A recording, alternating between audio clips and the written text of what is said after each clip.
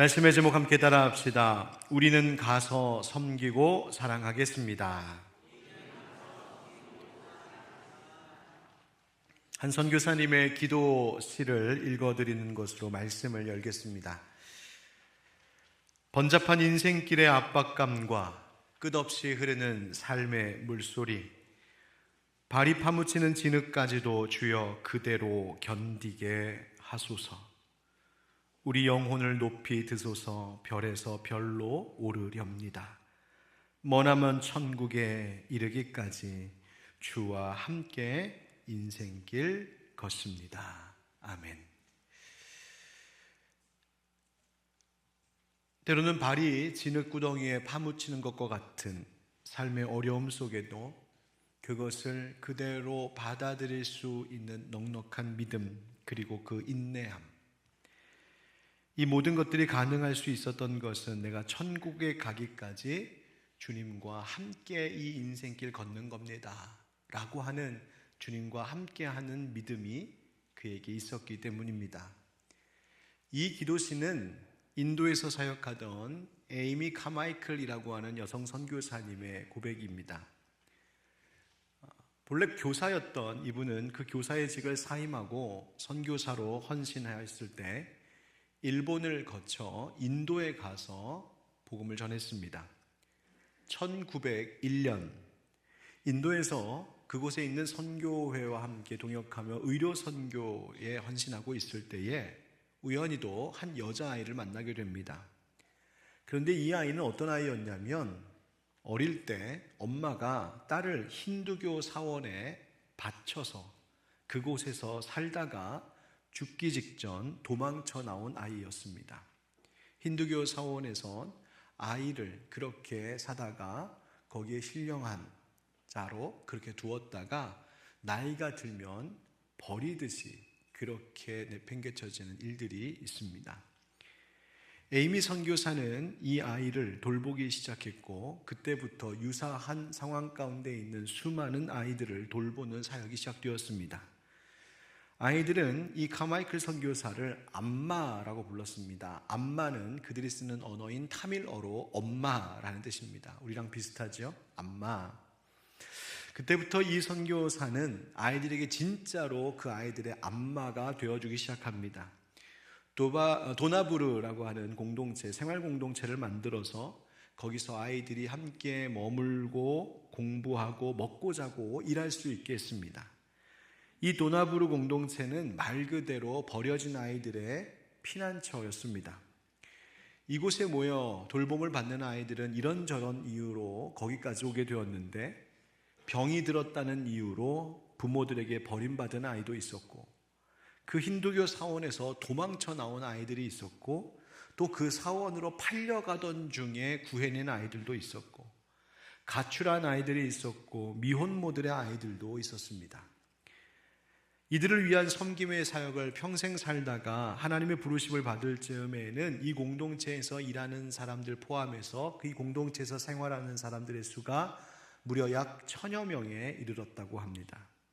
정부의 보조도 없었고, 정기적으로 재정적 후원을 받을 수 있는 조직된 후원회가 있는 것도 아니었었는데, 이 선교사님은 그저 날마다 하나님께서 이 아이들에게 주실 것이 있음을 믿고 믿음으로 자기의 것을 내어주며 사역했습니다. 이 버려진 아이들을 위해 평생을 바친 이 카마이클 선교사님이 남긴 한 말이 있습니다. 바로 이런 말입니다. 사랑 없이 줄 수 있습니다. 하지만 주지 않고 사랑할 수는 없습니다. 여러분, 사랑 없이 얼마든지 줄 수 있습니다. 책임감에, 의무감에, 그저 겉으로만 형식적으로 얼마든지 줄 수 있습니다. 다른 사람들에게 존경받고 박수받고 그렇게 칭찬받으려고 얼마든지 줄 수 있습니다. 사랑 없이도 줄 수 있습니다. 그러나 주지 않는 사랑은 사랑이 아니랍니다. 여러분, 사랑이 무엇일까요? 초콜릿처럼 달콤하고 장미처럼 향기롭기만 한 것이 사랑은 아닙니다. 사랑을 실천하기 위해서는 아까 그 선교사님의 기도시의 고백과 같이 때로는 인생의 무게가 주는 압박감을 느낄 때도 있고, 차오르는 물의 거센 소리에 두려움이 밀려올 때도 있고, 발이 진흙구덩이에 빠진 것처럼 힘든 순간들도 있습니다. 그럼에도 불구하고 고린도전서 13장에서 말하는 사랑의 의미를 되새기며, 그래, 사랑하니까 한 번 더 오래 참아야지, 견뎌야지, 인내해야지, 바로 그 길을 가는 것이 사랑입니다. 나의 유익을 구하지 않고 나의 것을 내어주는 것, 그것이 사랑이라고 성경은 말하고 있습니다. 그것이 예수님이 보여주신 사랑이고, 그 길을 따라간 많은 믿음의 선진들, 많은 사랑의 일꾼들이 바로 그 일을 행하여 보여주었던 것이죠. 여러분, 사랑은 말에 있지 않습니다. 요한서신을 쓴 사도 요한, 그 사도 요한의 별명이 아가페 할아버지였답니다. 얼마나 하나님의 사랑, 아가페 사랑 이야기를 많이 했는지 사람들이 사도 요한 보고 아가페 할아버지라고 불렀답니다. 그런데 그가 쓴 편지 요한서신에 보면 예수님의 사랑의 길을 따르는 그 제자들, 바로 우리와 같은 그리스도인들에게 전해주는 사랑에 대한 가르침이 있습니다. 요한일서 3장 18절 말씀, 우리 한번 같이 읽어보겠습니다. 시작. 자녀들아, 우리가 말과 혀로만 사랑하지 말고 행함과 진실함으로 하자. 아멘. 아멘. 사랑은 말에 있는 것이 아니라 행함이라고 합니다. 진실한 행동이라고 합니다. 사랑이 기독교의 정신이고, 그 사랑을 행동하는 것이 그리스도인의 정체성이며 교회의 사명일 것인데, 여러분, 그 사랑이라고 하는 것은 달콤한 낭만적인 서사가 아니라 나의 것을 내어주어야 하는, 나를 희생해야 되는 그 진실한 행동이 사랑이라고 성경은 말해주고 있습니다. 올해 누가복음 10장 예수님께서 들려주신 선한 사마리아인의 이야기를 가지고 올해 하나님 주시는 주제 표로 삼았습니다. 가서 너도 이와 같이 하라. 여러분, 이 말씀이 이제 지난주의 일에 이어서 마저 하려고 합니다. 가서 너도 이와 같이 하라고 하신 이 말씀은 어느 날 한 율법 교사가 예수님께 물은 이 질문의 시작 때문이었습니다. 선생님, 내가 무엇을 해야 영생을 얻을 수 있습니까? 이 말은 내가 어떻게 해야 구원 얻습니까? 내가 어떻게 하면 하나님의 택함 받은 그 민족임을, 그 하나님의 백성임을 확인할 수 있겠습니까? 우리가 어떠한 진정한 의로움으로 산다는 것이 무엇입니까? 어떻게 사는 게 정말 옳게 사는 것입니까? 그런 거 물어본 것이죠. 율법 교사는 뭐라고 율법이 말해주고 있는지를 다 알고 있었습니다. 예수님이 율법에, 네가 읽는 율법에는 뭐라고 써 있느냐? 하나님 사랑하고요, 이웃 사랑하라는 겁니다. 예수님 말씀하시죠. 맞다, 너 그렇게 행하라, 그러면 산다. 그러자 율법 교사가 다시 묻습니다. 자랑하듯 이야기합니다. 내 이웃이 누구입니까? 성경은 이 율법 교사가 예수님에게 이 질문을 한 의도가 있다고 말하죠. 자기의 옳음을 보이려고, 자기가 옳게 보이려고, 자기가 얼마나 하나님 사랑하는 데에 둘째 가면 서럽다고 할 만큼 하나님 잘 섬기는지, 자기가 하나님 명령하신 대로 이웃 사랑하는 데에 얼마나 잘하고 있는지 스스로 자부심이 있어서 이 질문을 했다는 겁니다. 예수님, 선생님, 이웃이 누구입니까? 내가 더 사랑해야 될 이웃이 있겠습니까? 뭐 이런 이야기 아니겠습니까? 여러분, 예수님께서 그런데 그의 질문에 대답하고 있는 내용을 보면 바로 이 율법 교사는 자신이 생각하고 있는 이웃 사랑이라고 하는 것의 의미에 있어서 매우 제한적인 이해를 가지고 있었던 것을 알 수 있습니다. 그가 생각하고 있는 이웃의 대상의 범위가 매우 협소했었다는 것을 알 수 있습니다. 누구를 사랑해야 될 이웃이라고 생각했었냐면 그 역시도 유대인 중에 유대인이었기 때문에 그저 자기가 사랑할 대상은 내 유대인, 내 동족, 사마리아인이 내가 사랑할 이웃이라고 생각해 본 적이 없고, 지나가던 길에 쓰러져 죽을 것 같은 강도 만난 사람 도와줘봤자 나에게 어떠한 유익도 줄 수 없는 그런 사람, 그것이 내가 사랑해야 할 이웃이라고는 한 번도 생각하지 않았던 겁니다. 자기가 공부하고 가르치는 율법, 그 율법을 주신 하나님께서 늘 주목하고 계시고 그 마음이 늘 가 있는 대상이 사마리아인이거나 혹은 강도 만나 죽어가는 사람일 것이라고는 미처 생각하지 못했던 것이죠. 이 율법 교사는 누군가를 사랑한다, 내가 이웃을 사랑한다 말은 하지만 자기의 이익을 따지고 계산해보고 자기의 유익을 위한 사랑, 내가 손해볼 것 같으면 굳이 그렇게 해야 될 이유가 없다고 생각하는 매우 협소하고 너무나도 작은 그런 사랑의 실천, 그것으로 자부하고 있었던 것입니다. 여러분, 지난 특별 기도회 중에도 잠시 언급했습니다만 한국 사회는 급속도로 탈종교화 현상을 겪고 있습니다. 탈종교화란 종교를 버리고 떠나는 겁니다.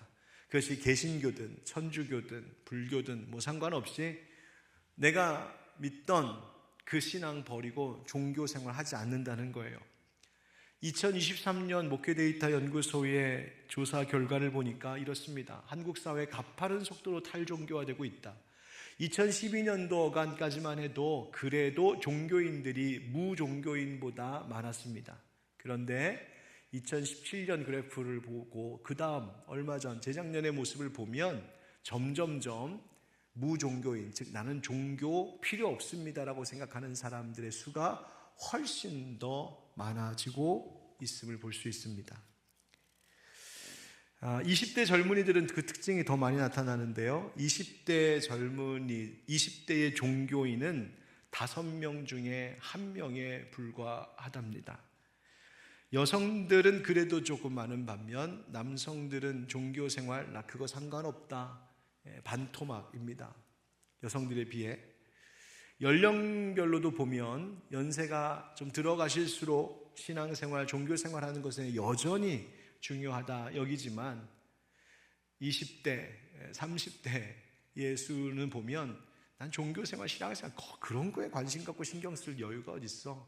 필요 없다고 생각하는 겁니다. 왜 이처럼 사람들이 종교, 신앙이라고 하는 것을 버리기 시작했을까? 다 보여주시면 무종교인의 증가 요인, 그것은 종교에 대한 무관심과 실망 때문이랍니다.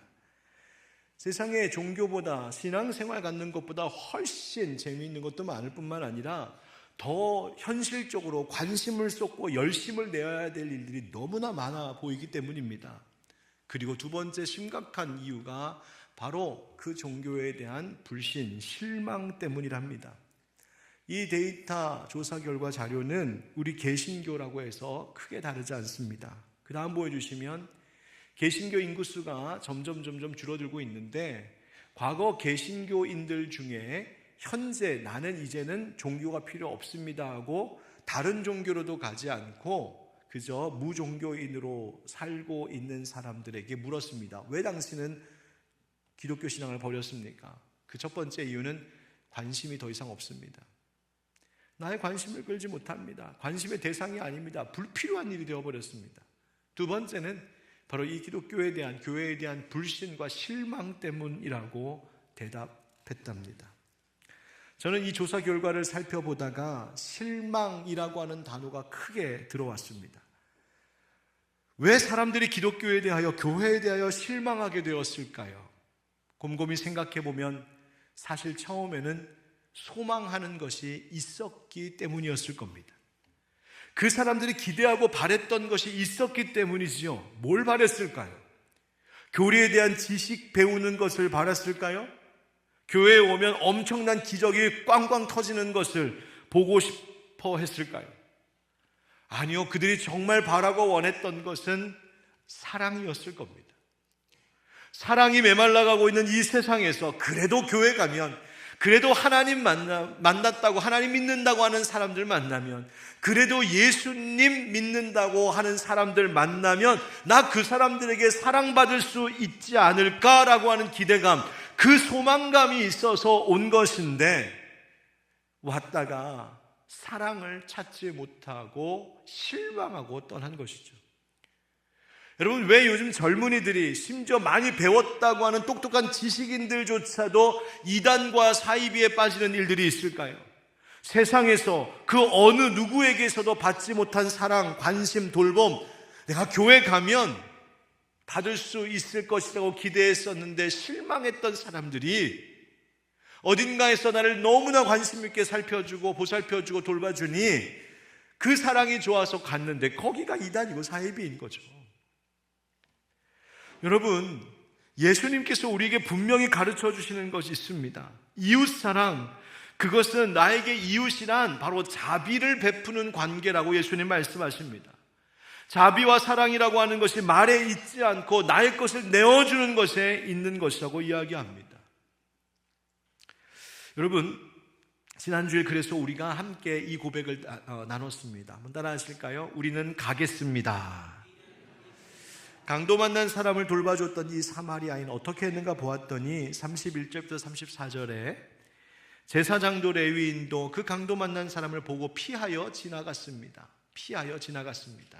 그런데 33절에 보면 사마리아 사람은 그를 보고 불쌍히 여겨 가까이 가서 도와주었답니다. 사랑은 나의 가던 길을 멈추고 나의 사랑을 필요로 하는 대상에게 다가가는 것입니다. 사랑은 다가서는 용기가 필요합니다. 사랑은 사랑을 필요로 하는 자들을, 그런데 말도 하지 못하고 신음하고 있는 자들을 찾아 나서는 적극성이 필요합니다. 나한테 도와달라는 사람이 없었어요. 여러분, 강도 만나 쓰러져 죽어가던 사람이 도와주세요, 살려주세요 그랬을까요? 아니요. 그 말 할 힘조차도 없어서 저 한 구석에서 피 흘리면서 그저 신음하며 쓰러져 죽어가고 있었을 것인데 찾아갔습니다. 다가갔습니다. 사랑이란 나의 불편함을 감수하고라도 한 걸음 한 걸음 더 가까이 가는 것입니다. 내가 그리스도인으로서 가야 할 곳이 어딘지 찾아가 만나야 할 사람들이 누군지를 하나님께 묻는 사람들이 그리스도인들입니다. 우리의 교회가 하나님 누구를 도와야겠습니까? 하나님 우리 교회가 누구에게 다가가야겠습니까? 그것을 묻고 그 뜻대로 움직여 다가가는 사람들, 그들이 바로 교회입니다. 그래서 우리는 가겠습니다 하는 겁니다. 흩어져 가겠습니다. 두 번째 한번 따라합시다. 우리는 섬기겠습니다. 34절 말씀에처럼 사마리아인은 그를 돌보아 주었다 합니다. 그래서 돌보아 주다라고 하는 말, 그것은 자신을 낮추어서 그를 섬겼다는 이야기이죠. 부모가 자식을 돌보듯이 돌봤다는 말입니다. 종이 주인을 섬기듯이 섬긴다는 거예요. 이 의사가, 간호사가 환자를 치료하고 돌보듯이 그렇게 돌보고 섬긴다는 것입니다. 여러분, 하나님을 향한 우리의 사랑의 섬김을 뭐라고 말하냐면 예배라고 이야기합니다. 하나님 사랑하는 마음으로 섬기는 것, 예배하고 경배하는 것이죠. 그런데 이웃을 향한 사랑의 섬김, 그것이 뭘까? 바로 그것이 돌봄입니다. 그것이 봉사입니다. 그리스도인들이, 교회가 정말 이 사람은 그리스도인이네, 저 사람들의 모임은 진짜 교회네 라고 검증하고 확인할 수 있는 5가지의 모습이 있습니다. 꼭 이 5가지가 건강하게 자리 잡고 있을 때에 교회는 교회다, 그리스도인은 그리스도인이다 라고 그 말을 들을 수 있습니다. 그 첫째는 뭐냐면 예배 드리는 것입니다. 하나님 앞에 나와 엎드려 예배하는 것입니다. 내 세상에 익숙해 있던, 편안하게 있었던, 바빴었던 그 삶의 자리에서 나와 하나님께 다가가는 것, 하나님께 가는 것, 하나님께 가까이 가서 예배드리는 것, 그 첫 번째입니다. 또 한 가지가 선교하는 것입니다. 복음 전하는 일. 또 하나는 교육하고 양육하는 것입니다. 또 하나는 서로 성도들이 친교, 교제하는 것입니다. 그런데 정말 중요한 것 또 하나 있습니다. 그것이 뭐냐면 돌보는 일입니다. 봉사하는 것, 구제하는 일입니다. 섬기고 돌보는 모습, 봉사하고 구제하는 그 모습을 보면 저 사람들 교회구나, 이 사람 그리스도인이구나 라고 하는 것을 알 수 있다는 말입니다. 우리는 가서 섬기겠습니다. 이 두 가지가 합하여져서 우리는 그것을 뭐라고 말하냐면 사랑이라고 얘기합니다. 한번 따라하겠습니다. 우리는 사랑하겠습니다. 사마리아인이 34절 35절에 보면 가까이 가서 기름과 포도주를 그 상처에 붓고 싸매고 자기 짐승에 태워 주막으로 데리고 가서 돌보아 주니라 이렇게 되어 있습니다. 그리고 35절에도 그 이튿날 그가 주막 주인에게 데나리온두를 내어주며 이르되 이 사람을 돌보아 주라. 비용이 더 들면 내가 돌아올 때에 갚으리라 하였으니. 아멘. 여러분, 사마리아인이 보여준 사랑, 그것이 어떤 것인가요? 그 모습은 마치 자기의 것을 허비하는 것처럼 보입니다. 여러분, 사랑이라고 하는 것 뭘까요? 사랑하면 막 가슴이 설레고 콩닥콩닥 뛰고 난 그 사람만 너무너무 보고 싶고 그 사람이랑 같이 있으면 너무 좋고 그쯤 돼야 그게 사랑이지라고 이야기합니까? 여러분, 아니요. 오늘 사마리아인이 보여준 예수님이 이게 이웃을 사랑하는 거야 라고 말하는 그 모습을 보면 이 사마리아인은 강도 만나 죽어가는 이 사람 한 번 본 적도 없는 사람입니다. 이 사람이 좋을 것이 하나도 없습니다. 뭐 서로 정이 든 사람도 아닙니다. 고마운 사람도 아닙니다. 그저 지나가다가 우연히 발견한 사람, 그것도 강도 만나서 피 철철 흘리면서 지금 쓰러져 죽어가고 있는 사람, 아무런 관계도 아닌 그 사람에게 예수님은 이 사마리아인이 사랑을 베풀었다고 지금 말씀하십니다. 도대체 그 사랑이 무엇일까요? 그것은 자기의 것을 그 사람에게 내어주는 것이었습니다. 예루살렘과 여리고 그 먼 길을 오고 가면서 어떤 주석가들은 아마도 이 사람이 그 길을 오고 갔던 것은 장사하기 위함이었을 것이라고 봅니다. 그 길에 장사하는 사람들이 많이 다녔고 그래서 강도 때도 많이 출몰하고 하는 그 길이었다고요. 만약 이 사람이 정말 장사하러 다니는 사람이었다면 하루바삐 가야 할 곳 가서 장사를 하든 돈을 벌든 열심히 가야 될 길입니다. 그렇게 수고하고 애쓰며 번 것들입니다. 그런데 그 모든 것을 처음 보는 사람을 위하여서 다 쏟아부었습니다. 남들이 볼 때 그것은 허비하는 것입니다. 아니, 어떻게 저렇게 귀한 물질을 다 허비해? 다시 만나 베푼 것을 되돌려 받을 수 있는 그런 대상도 아니었죠. 섬긴 것의 대가나 보상을 기대할 수 있는 사람도 아닙니다. 그저 버리는 것입니다. 그냥 버리는 거. 그런데 이때 우리가 기억나는 찬양이 하나 있어요. 사랑은 참으로 버리는 것, 그 다음 또 버리는 것, 그리고 또 버리는 것. 버리고 버리는 것. 사랑은 그렇게 허비하는 것이랍니다. 여러분, 이 선한 사마리아인이 강도 만난 사람을 위해서 무엇을 허비했는지 아십니까? 먼저는 시간을 허비했습니다. 사랑이란 시간을 내어주는 것입니다. 사마리아인은 자기가 가야 할 급한 길을, 그런데 그 모든 계획, 그 일정을 중단하고 이 사람을 돌보기 시작했습니다. 가던 길을 멈추고 돌아 주막으로 가서 이 사람을 직접 돌봐줍니다. 그냥 내버려두고 나올 수가 없어서 그와 함께 하루를 거기서 보냅니다. 다시 말하면 이 사람은 오늘 하루, 그 다음날 하루도 허비한 것입니다. 때로는 돈보다 시간이 귀할 정도로 시간은 참 귀한 것입니다. 지나간 시간 되돌릴 수 없기 때문이죠. 젊은 시절을 되찾을 수 없고 흘러가고 있는 세월을 우리가 붙잡을 수 없으니 시간처럼 귀한 것도 없습니다.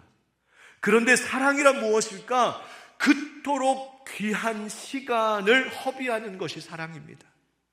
그 사람을 위해서 그 시간을 그냥 허비하는 것입니다. 바쁜 일을 하다 보면 어떤 한 사람과 마주 앉아서 깊이 대화를 나누는 중에도 그 한 사람에게 마음을 온전히 쏟지 못한 채 앉아 있을 때가 있습니다. 대화하면서 상대의 말과 표정과 눈빛에 집중하고 그분의 생각과 기분, 감정, 마음을 함께 읽어가면서 있어야 하는데 나 바쁜 일 때문에 시간이 촉박하고 시간이 없는 것 때문에 그 한 사람에게 집중해 드리지 못하는 저의 모습을 볼 때마다 너무나 부끄러울 때가 있습니다. 심지어 가족에게도 자식들에게도 오로지 그 시간을 다 내어주면서 함께 해주지 못한, 그를 위하여 시간을 내어주지 못하고 있는 그 모습을 볼 때마다 너무나 부끄럽습니다. 그런데 사랑은 그 귀중한 시간을 내어주는 것이랍니다. 나의 그 귀중한 시간에 상대방을 초대하고 나의 시간을 그와 공유하는 것입니다. 마치 내 시간이 그 사람의 시간인 것처럼, 마치 나의 흘러가는 이 세월과 이 시간이, 이 순간이 마치 그 사람의 소유가 된 것처럼 내 시간을 내어주는 겁니다. 당신이 내 시간 쓰십시오 하면서 허비하는 것입니다. 그게 사랑입니다. 때로는 교회에서 봉사하고 섬길 때에도 그런 마음이 들 수 있습니다. 목장 바쁜 일주일의 시간을 쪼개어서 목장을 섬기고 참가하고, 교회 학교 아이들을 위해서 섬기고 봉사하고, 예배를 위하여서 혹은 식당이나 카페에서 교회 성도의 교제를 위하여, 자치회의 일들을 통하여, 추운 날씨에 길에서 주차 안내하시는 분들, 성도들의 안전을 위하여 교회 구석구석에서 이런저런 여러 봉사들을 하는 분들, 봉사하시는 분들, 그 마음속에 때로는 아유, 내가 이 시간에 집에 가서 누워있으면 따뜻한 방구석에서 편안할 텐데, 그런 마음 인간적으로 스물스물 올라올 때가 왜 없겠습니까? 그러나 그 시간이 아깝다 느껴지는 그 순간, 그 시간을, 그러나 주님이 기뻐하시는 일을 위하여서, 주님이 관심 갖고 사랑하고 눈여겨보시는 그들을 위하여서 그 소중한 시간을 허비하듯 써버릴 때에 그것이 사랑이요, 바로 그 시간은 하나님이 기억하시는 허비가 되는 것입니다. 그런 시간의 종류를 카이로스의 시간이라고 말하는 겁니다. 크로노스의 시간, 카이로스의 시간 많이 들어보셨죠? 그저 똑딱똑딱 물리적으로 흘러가는 시간, 여러분 그 시간을 생각해보면 시간이 아깝습니다. 아니 이러고 있을 때가 어딨어. 이 귀중한 시간에 다른 사람한테 내 시간을 내어준다고? 그러나 크로노스의 시간은 이것이 하나님 앞에서 의미 있고 가치 있는 일인 줄 알아 그 시간을 그를 위하여 허비하는 겁니다. 하나님께서 기억하시는 시간, 바로 이 카이로스의 시간이라고 하는 것은 하나님이 기억하시는 시간, 하나님이 나중에 카운트하시는 시간, 하나님 앞에서 의미 있는 시간입니다. 성경은 그런 시간을 많이 만드는 것을 세월을 아끼는 것이라고 말하고 있습니다.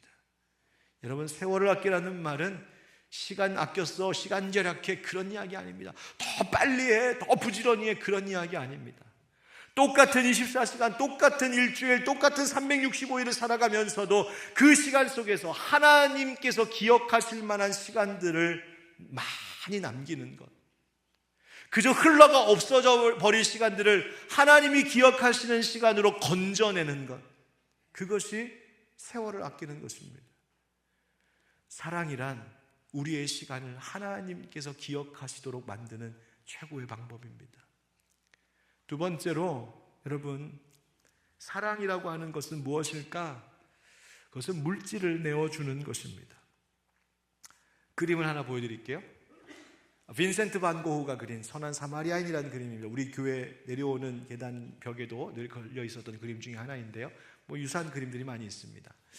저기 보면 사마리아인이 이 강도 만나 죽어가던 사람을 자기가 탈 짐승 위에 올려 태웁니다. 근데 얼마나 고흐가 잘 그렸냐 하면 이 보통 힘든 게 아닌 거예요.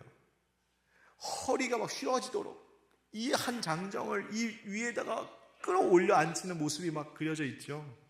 자기의 시간을 쓰고 자기의 에너지를 쏟아붓는 겁니다. 그림을 가만히 보면 저 왼쪽 위에 먼저 외면하고 지나간 제사장의 모습이 살짝 보입니다. 그죠? 그 다음에 거기서 조금 내려오면 왼쪽 중간쯤에 레위인도 보입니다. 등 돌리고 모른 척하고 고개 숙이고 지나가는 레위인도 보입니다. 그런데 그 바로 밑에 뭐 하나가 보이냐면 뚜껑이 열린 상자가 하나 보여요. 아마도 저 상자 안에 이 선한 사마리아인이 가지고 있었던 기름병, 포도주 이런 것들이 들어있었는데 그 귀한 것 열어서 이 병든, 강도 만나 죽어가는 사람한테 쏟아 부어서 치료해 준 것을 표현한 것이 아닌가 싶습니다. 여러분, 사랑이 뭔지 아십니까? 그것은 나의 상자를 여는 것입니다. 나의 보석 상자를 뚜껑 여는 겁니다. 이 사마리아인은 자기가 열심히 일해서 벌어서 얻은 기름과 포도주, 생전 처음 보는 이 사람에게 왕창 갖다 부었습니다. 심지어 떠나는 길에 이 주막에서 주인에게 비용을 다 지불합니다. 얼마를 지불했냐면 2데나리온을 지불했답니다. 1데나리온이라고 하면 한 사람이 하루에 일해서 받는 품삯을 보통 이야기한답니다.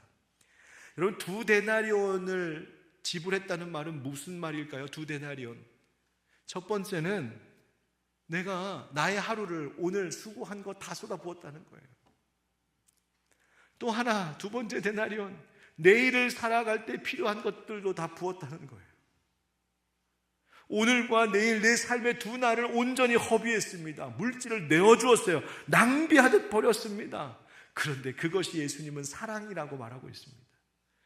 여러분, 왜 그럴까요? 물질에는 우리의 마음이 들어있기 때문입니다. 우리의 수고가 있기 때문입니다. 그리고 그것은 우리의 내일을 위하여서, 때로는 그 물질이 필요하여서 이 물질을 보면 이 돈 있으면 내일 염려 없이 살겠다, 내일 굶지 않겠다, 마음의 안도감을 주는 것이기도 합니다. 그런데 사랑이라고 하는 것은 오늘의 필요도 나누어주고 내일에 쓸 것까지도 나누어주는 것, 그것이 사랑이랍니다. 허비하는 것처럼 보이는 일입니다. 심지어 사랑은 조금 더 내어주는 것이라고 성경은 말하고 있습니다. 사랑하면서 이 정도면 됐다 할 수도 있거든요. 사마리아인도 이만큼 도와줬으면 됐지 할 수도 있습니다. 그런데 오늘 성경에 보니까 사마리아인이 그 다음날 그 주막을 떠나면서 그 주인에게 말하기를, 이 사람 돌봐주십시오. 혹시 돈이 더 들면 내가 돌아올 때에 들려서 그 비용 나머지 다 지불하겠습니다 말했다는 거예요. 이 말은 이 사마리아인이 돌아오는 일정에서도, 돌아오는 길에도 이 죽어가던 사람을 기억하겠다는 것이었어요. 돌아오는 중에도 내가 시간을 내어주겠습니다. 돌아오는 중에도 내 물질을 드리겠습니다. 오늘뿐만 아니라 내일도 나의 삶의 계획 속에 사랑을 결단했다는 겁니다. 여러분, 진정한 사랑은 그런 겁니다. 한 번 더 하는 겁니다. 더 이상 섬기며 사랑할 수 없을 것 같은 그때에 한 걸음 더 다가가서 한 번 더 사랑하며 희생하는 겁니다. 나 이 사람 이만큼 용서해 줬으면 됐지 더는 용서 못해. 그 분노가 여기까지 차올랐을 때 한 번 더 이악 물고 용서하는 것이 사랑이랍니다. 나 저 사람 더 이상 받아줄 수 없어, 감당이 안 돼, 난 용납할 수 없어 하는 바로 그 순간에 한 번 더 내 마음을 조금 더 열어서 그 사람을 받아주는 것. 더는 희생할 수 없어, 난 더 손해보고 싶지 않아, 그 마음 들 때 한 번 더 희생하고 한 번 더 손해보는 것, 그게 사랑이랍니다. 여러분, 사랑에는 이만하면 됐다 하는 것 없습니다. 예수님께서 우리를 그렇게 사랑하셨기 때문이에요. 여러분, 예수님이 우리에게 시간을 내어주어 사랑하셨습니다. 사실 예수님은 시간 위에 계신 분입니다. 시간을 다스리시는 분이시죠. 그런데 그분이 우리를 섬기시겠다고 시간의 굴레 아래로 들어오셨습니다. 역사 속으로 들어오셨어요. 그리고 그 시간을 편안하게 지내다 가신 것도 아니라 십자가 고난의 시간을 겪으면서까지 우리를 사랑하셨습니다. 당신의 시간을 내어주셨어요. 가난한 자들, 병든 자들, 귀신 들린 자들, 죽어가던 자들, 죄와 허물 가운데 있었던 자들과 함께 먹고 생활하시면서 당신의 시간을 우리에게 선물로 주셨습니다. 예수님은 당신의 물질도 주셨어요. 예수님 가진 것 없는 분이셨기 때문에 당신이 가지고 계셨던 물질이 뭡니까? 자신의 몸을 내어주셨어요. 자신의 살을 찢어 우리에게 주시고 우리에게 물과 피를 쏟아 부어 주셔서 그것으로 우리를 살게 하셨습니다. 심지어 예수님은 더 사랑하셨어요. 생각해보면 예수님 그냥 이 땅에 오셔서 말씀만 가르쳐 주셔도 됐을 것 같은데, 예수님이 이 땅에 오셔서 그냥 병든 사람들 치료만 해주셔도 됐을 것 같은데, 예수님 오셔서 그냥 기적만 꽝꽝 보여주셨어도 사람들 우아했을 것 같은데, 아니요, 예수님은 이만하면 됐다 하지 않으시고 더 사랑하셨습니다. 끝까지 사랑하셨습니다. 얼만큼? 자기의 몸을 찢어 십자가에 달려 죽으시기까지 예수님 우리를 사랑하셨어요. 예수님께서 우리를 사랑하시는데 얼마나 사랑하셨냐면, 마치 예수님을 모른다 부인했던 베드로에게 찾아오셔서, 예수님을 떠났던 제자들에게 찾아오셔서 아침밥 먹이고 사랑한다 말씀해 주시고 사명을 주셨던 것처럼 예수님 그렇게 제자들도 우리도 사랑하셨어요. 예수님은 당신의 시간을 내어주셨고 물질을 내어주셨고 조금 더, 한 번 더 끝까지 당신을 내어주신 사랑이 바로 예수님의 사랑이었어요. 여러분, 선한 사마리아인이 왜 길 가다가 강도 만난 사람 도와주었을까요? 어떤 동기로? 아무래도 몰래 카메라가 있는 것 같아. 그러니까 내가 잘해야지. 이런 그런 마음이었을까요? 아니요. 여러분, 그는 평소에도 그렇게 살았던 사람이었을 것이 분명합니다. 누가 보지 않아도 별일 없어도 평소에도 그 길에서 또 그런 사람 만나면 또 그럴 사람입니다. 그렇죠? 그에게는 섬김의 영성, 사랑의 습관이 있었던 것이죠. 우리의 일상을 그냥 그렇게 살아가는 겁니다. 내가 사는 것이 그냥 그런 겁니다. 내 거 퍼주고 나누어주고 섬기고 돌보고 끝까지 사랑하며 사는 거, 그게 바로 그리스도인들의 일상이고 영성이 되어야 됩니다. 우리는 그것을 이렇게 말하려고 합니다. 한번 따라합시다. 선교적 일상. 선교적 일상. 우리 교회가 지난 10년 동안 일상의 예배대로 살아왔다면 우리가 앞으로 우리가 앞으로 가야 할 방향이 바로 여기에 있습니다. 선교적 일상. 섬기고 사랑하고 돌보고 베풀고 나누고 내 거 퍼주는 것이 그냥 습관처럼 자리 잡는 인생입니다. 여러분, 사랑은 허비하는 것처럼 보입니다. 그러나 유의미하고 불필요하지 않은 꼭 필요한 사랑입니다. 여러분, 계산보다 앞서야 하는 것이 사랑의 행동입니다. 앞서 말씀드렸던 에이미 카마이클이라고 하는 선교사님이 그 재정 후원도 넉넉치 않은 상황 속에서 이 아이들을 먹이고 살리는데 얼마 돈이 많이 필요했겠어요.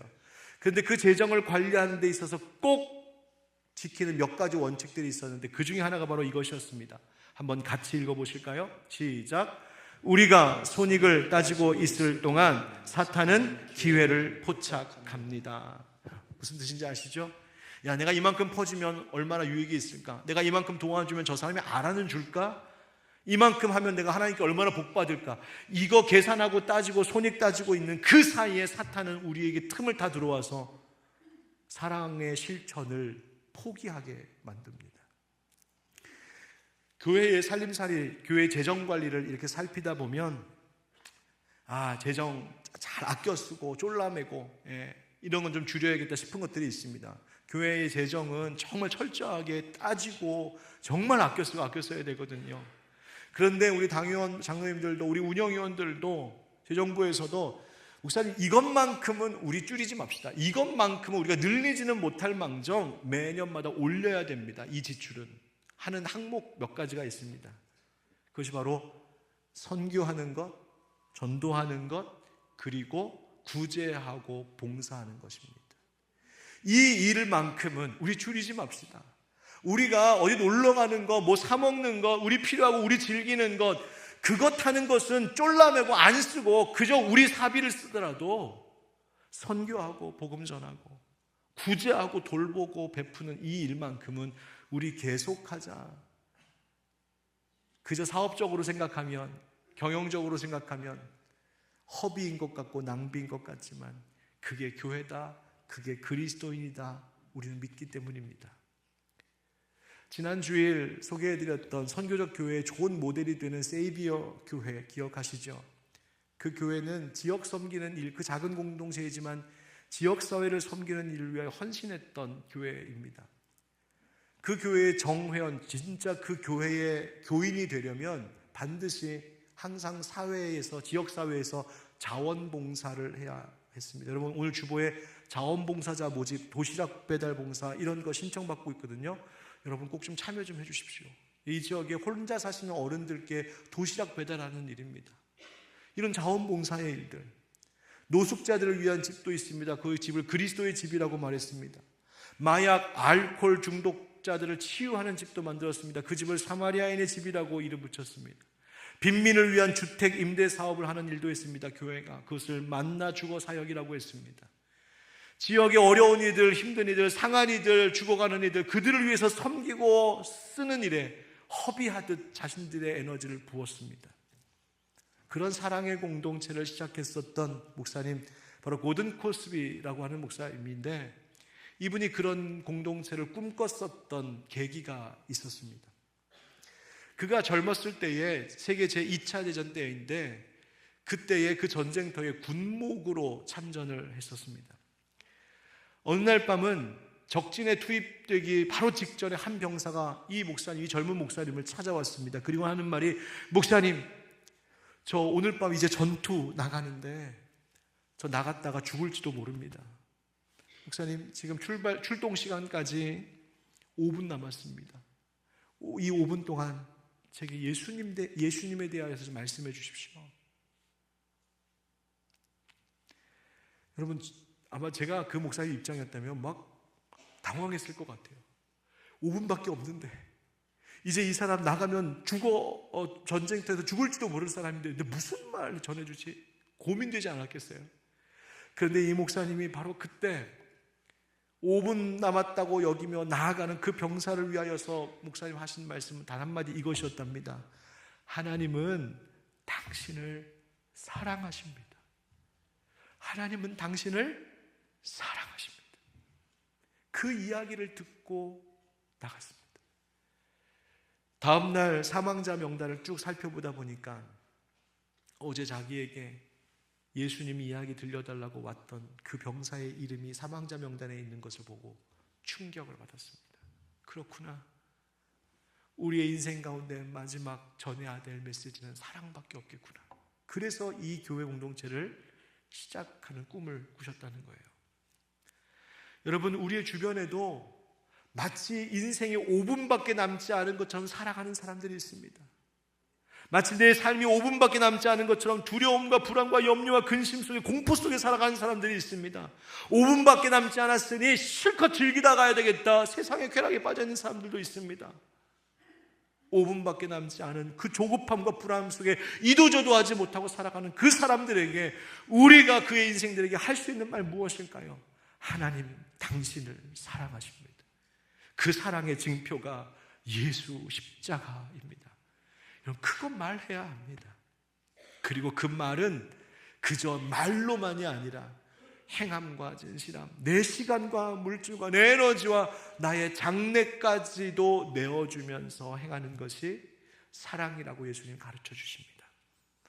저는 우리 하늘빛 광성교회와 속한 성도님들이 바로 이런 사랑을 실천하며 살아가는 우리 교회 될 수 있기를 간절히 소망하고 또한 축복합니다. 말로만 아니라 행함과 진실함으로 그 마지막 5분 남은 인생들을 향하여서 이 메시지를 전할 때에 교회에 대하여 실망하였던 이들이 다시 교회 안에서 삶의 희망을 되찾게 될 줄 믿습니다.